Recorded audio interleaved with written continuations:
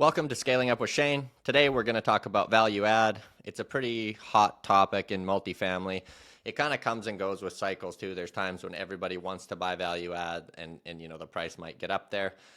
And there's times when it's not as appealing. So I'm just going to go over a couple strategies you can use, different ways you can think about value add. The first one's renovation. I think that's what when you hear value add, the majority of people are going to think of, right? You're going to buy a property, go in, renovate it, get the value up. And because real estate is based on a cap rate, the value of the property, it's a great model. People have scaled really fast doing this. You usually end up with a property where you have very little money left in it. That's if everything works. So a really easy example of that would be buy a 100-unit property. You'd put bridge financing on, so short-term debt on it. You're not putting the long-term debt on right at the beginning, and you'd go in and try to renovate the units. If you could get through the entire building, if it was vacant at the start, you went in, renovated every unit.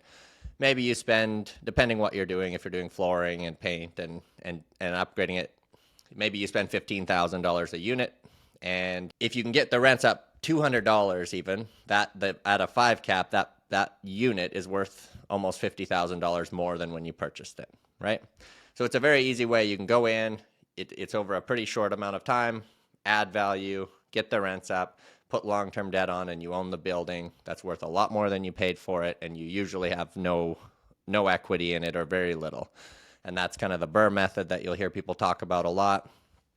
We do it slightly differently, where we buy a stabilized property and we still go in and do the program, but we don't try to kick everyone out. We just renovate the units on turnover. So the same program happens, but we have stable debt throughout. We don't have the big turnover and vacancy, and we can go renovate those units, still get the rents up. And maybe it takes 3 to 5 years instead of 18 months or 2 years, but a lot of the risk is gone. We can still do a refinance, pull that equity out. The other thing to watch with that is, I see it a lot with out-of-town investors. They'll come in, they'll just see the price per door. They won't really know the neighborhood that they're buying in, and they'll go spend $30,000 a unit and have this awesome unit with quartz countertops and all of this.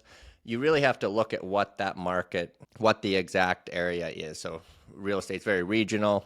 If you go and, there's neighborhoods in the city that there's no chance you'll get $1,600 a month rent, right? So you can do whatever you want to that unit.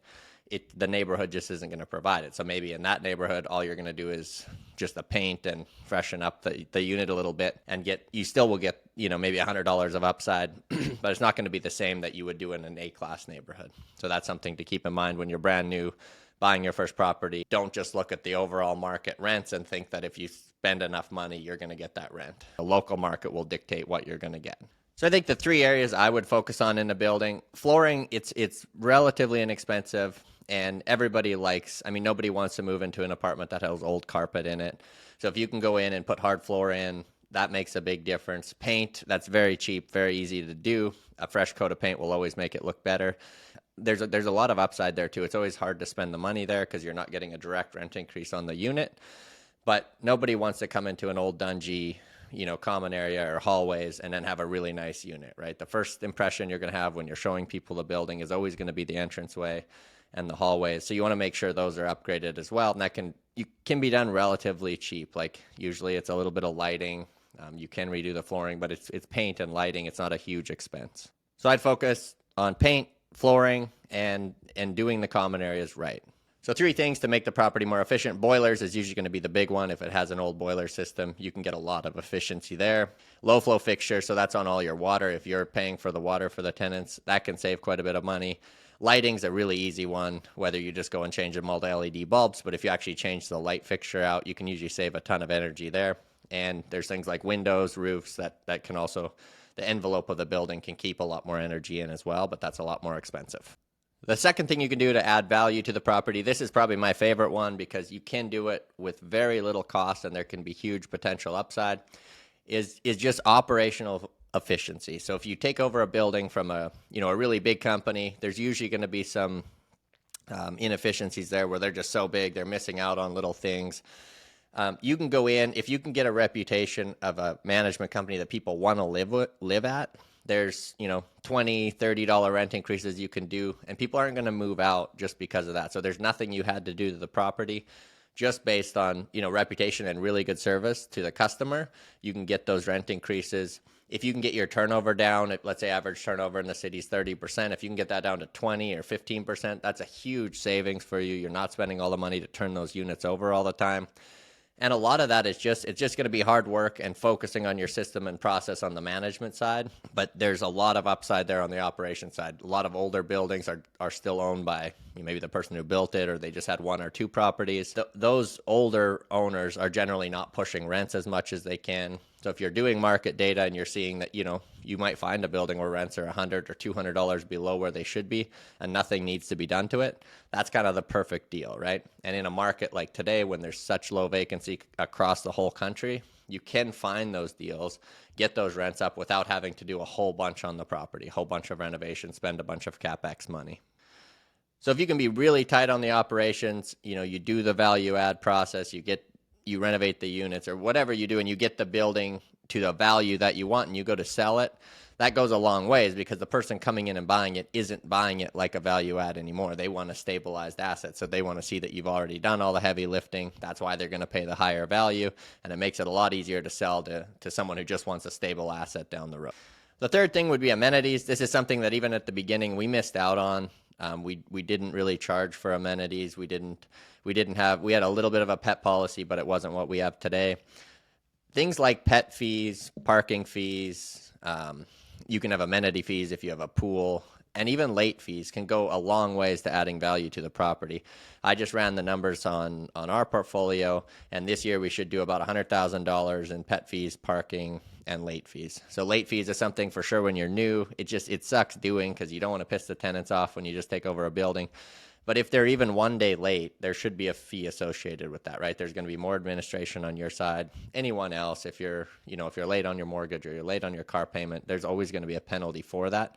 And you need to set the precedent right away. It's like, if it's 24 hours late, here's the fee, and it goes up by this, and you can structure that out. And it will, one, get your rents in on time, and the people who are late, pay that penalty, and that can add value to the property as well.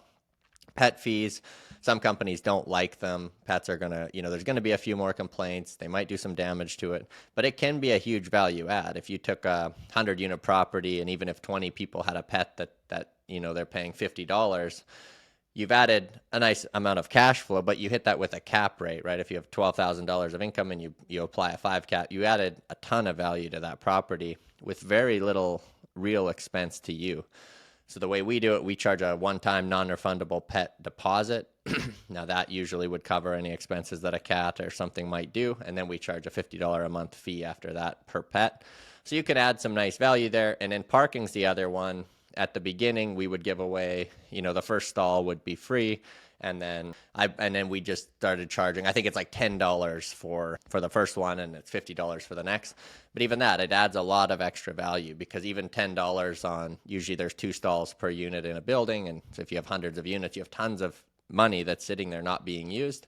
And that is something that people use. A lot of them are powered stalls. So there's some, if you're giving it away for free, you're actually probably losing money on that. So if you add those 3 fees in, like I said, on our portfolio, it's going to be well over $100,000 of extra income this year. And if you hit that with a cap rate, that's millions of dollars of value to the entire portfolio. And it didn't take a lot. There's a little bit of administration costs. Most tenants understand if they're going to have a pet or an extra stall, there's going to be that cost associated with it.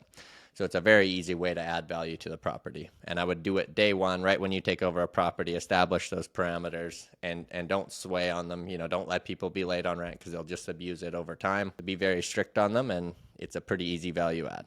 So today we touched on 3 things. Renovation, keep it simple, paint, flooring, things that tenants really want. Unless you're in a really good A-class building, you can go a little more crazy. Operational efficiency, which is my favorite. Not a lot of money spent on that. It's just time and systems that makes you efficient at running the property. And then the thing that kind of ties into that is fees, making sure you're on top of charging the appropriate fees for the things you're doing, and amenities. Some buildings need them, some don't. You can get upside on some, and you can lose money on other ones. So those would be the 3 things I'd focus on if I was new, getting into multifamily, wanted to be in that value add space. So like always, if you guys can like and subscribe, it goes a long way, just gets us out to new people. And we'll see you guys next week.